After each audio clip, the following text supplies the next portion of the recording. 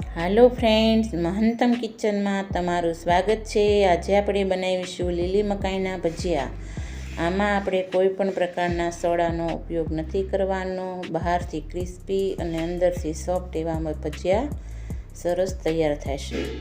તો અહીંયા મેં 2 લીલી મકાઈ લીધી છે, અંદાજે 500 ગ્રામ છે। અને કોઈ પણ આવી ખમણી લઈ અને મકાઈ આવી રીતે ખમણી લેશું। મકાઈનો પલ્પ બધો લઈ લેશું।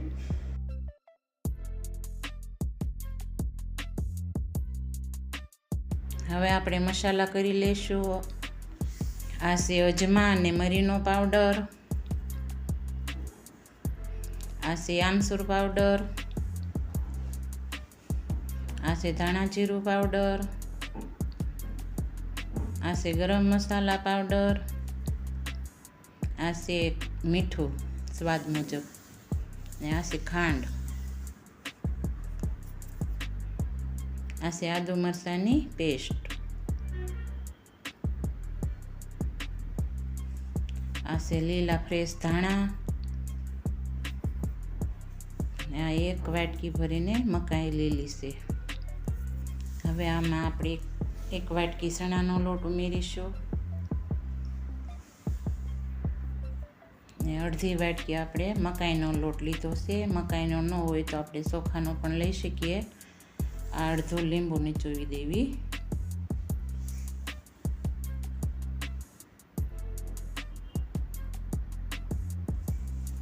હવે આ બધું મિક્સર આપણે ભેગું કરી લેવી, લોટ સાથે બધું મિક્સ કરી લેવી મસાલા।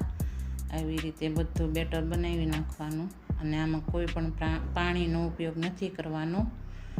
મકાઈના પલ્પમાં બેટર બનીને તૈયાર થઈ જશે, એટલે આવી રીતે બેટર બનાવીને તૈયાર કરી લેવાનું।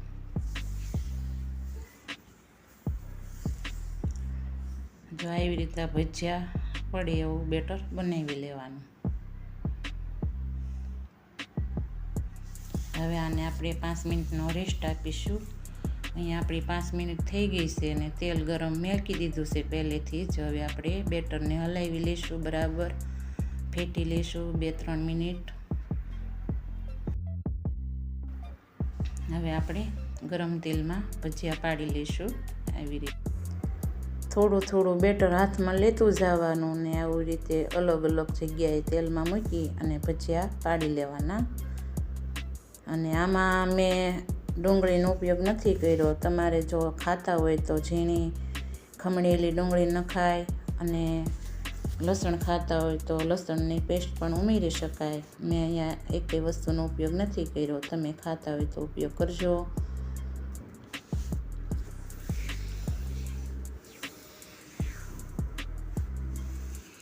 હવે આપણે ચમચીથી બધું ભજીયા ઉપર નીચે કરીને હલાવી લઈશું, જ્યાં સુધી બદામી કલરના ન થાય ત્યાં સુધી હલાવ્યા કરવાના। અને ગેસ મીડિયમ રાખવાનો, ફૂલ ગેસ નહીં રાખવાનો। ફૂલ ગેસ તો રાખીએ તો ઉપરથી ક્રિસ્પી થઈ જાય, અંદર કાચા રહી જાય, એટલે મીડિયમ ગેસ ઉપર ભજીયા તળવાના, અને આવી રીતે જારાથી હલાવતા રહેવાનું।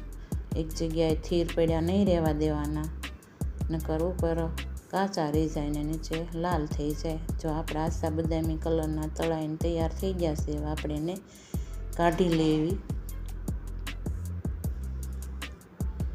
બધું તેલ નિતારીને લઈ લઈશું।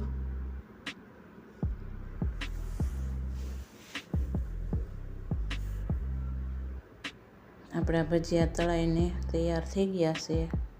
ભજીયા ખાવામાં ખૂબ જ ટેસ્ટી અને સ્વાદિષ્ટ લાગે છે, અને ક્રિસ્પી એવા આ ભજીયા ચા સાથે પણ લઈ શકાય। જો તમે આવા ભજીયા ન બનાવ્યા હોય તો બનાવીને જરૂરથી ટ્રાય કરજો, પછી મને કોમેન્ટ કરીને જણાવજો કે તમારે આ ભજીયા કેવા બન્યા છે।